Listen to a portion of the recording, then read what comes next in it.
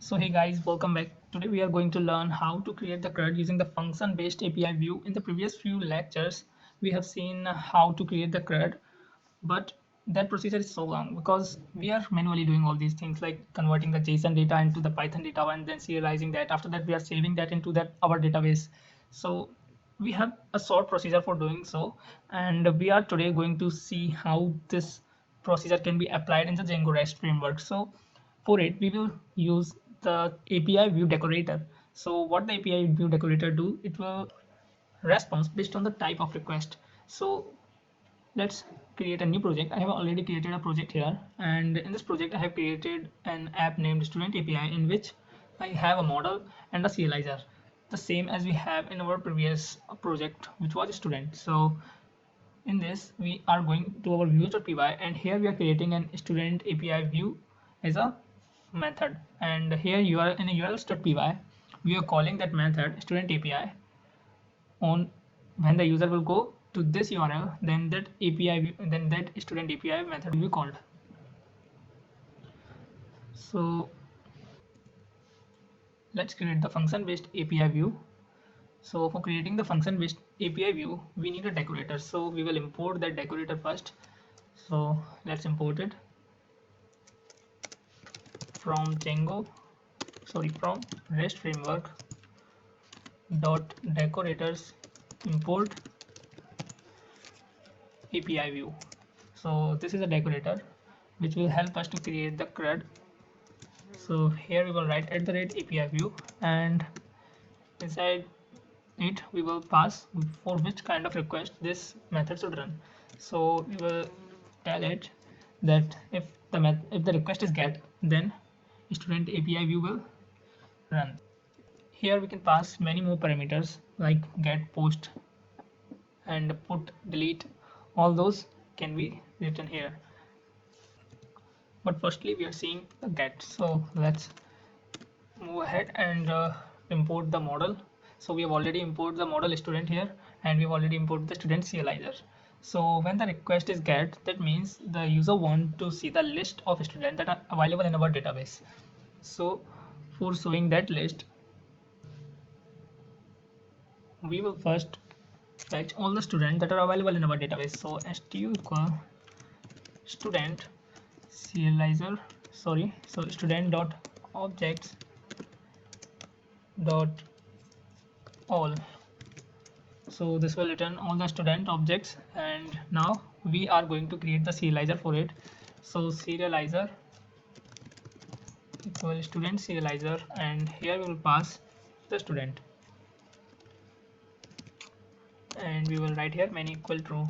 So this will tell there may be more number of data that we are serializing. Now since our serializer is ready, then we can return the response serializer.data. So whatever the data has been serialized, we are returning it. So we just need to write this code to return all the list of the student. And in the previous project, we have done this. Let me show you. We have done this in this much amount of code. So here we have manually converted the data, and then we have returned it. But here, what we are doing here, just we are converting our student into the serializer, and then we are just returning the serialized data. So this response will allow you to return the contents that can be rendered into the multiple content types based on the client request. So our get request is ready. Now we can define here the post.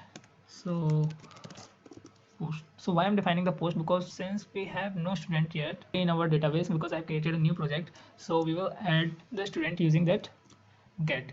So for it we need to first tell what type of method it is. So request dot what type of HTTP request is it. So for it we will use request dot method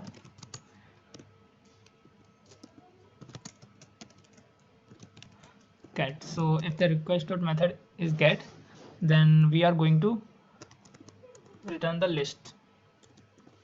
So this will return the list if the request is get, and what if the request is post. So if the request is post, then we are going to save the student. So for saving the student, the user should provide the data of a student that he want to save, which we can get from the serializer from the request. So let's take the data.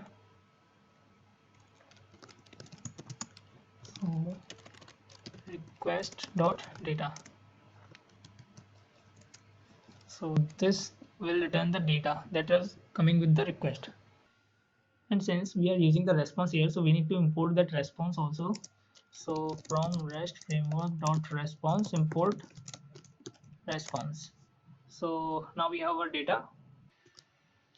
So now we can serialize this data. So for serializing, we will write serializer equal student serializer, and here we will provide the data. So data equal this data. So this data will get serialized.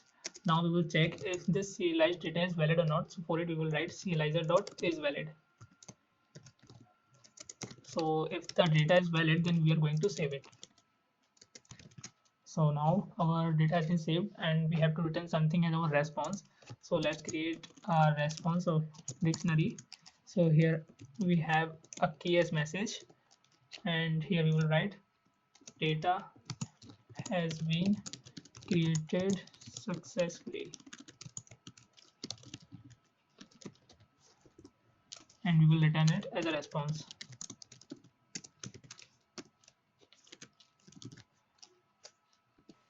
And we can also return the status. So for returning the status, we will import REST framework. We will import the status from the REST framework. So here now we will use this status. So status equal, we will write here http 201 created.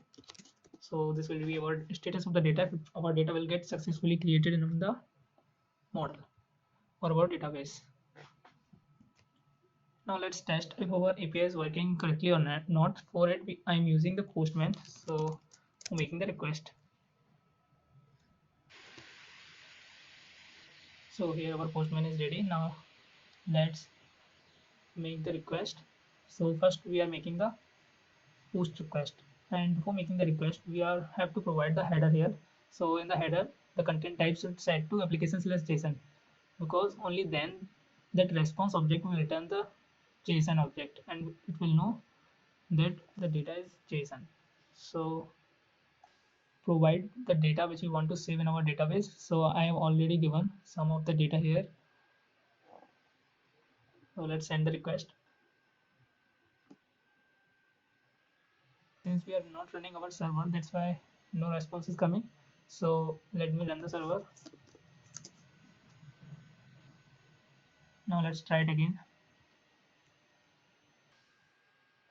Okay, so the error is expected a response. So here we are not returning any response when the serializer data is not valid. So we will return the response. So return response. Here we will create another message. So here we will pass the serializer particulars. So when there is some mistake, then it will tell what kind of error it is generating if the data is not valid. So now let's test it again and send the request. So it is saying the student with this ID already exists. So let's see if it exists in our database or not. So here this name has already been created. So let me write another name there. So in the body part here I'm going to provide 12, and let's change the name to Alice, and then roll number let's say 102 and city maybe. Okay, now let's send the data. So it says data has been created successfully, and let's see by refreshing it. So hence our function based API view is working correctly. So here you can also add here the put request when the request is put, so you can update the data, and similarly you can write the delete request. So it's your task to implement it.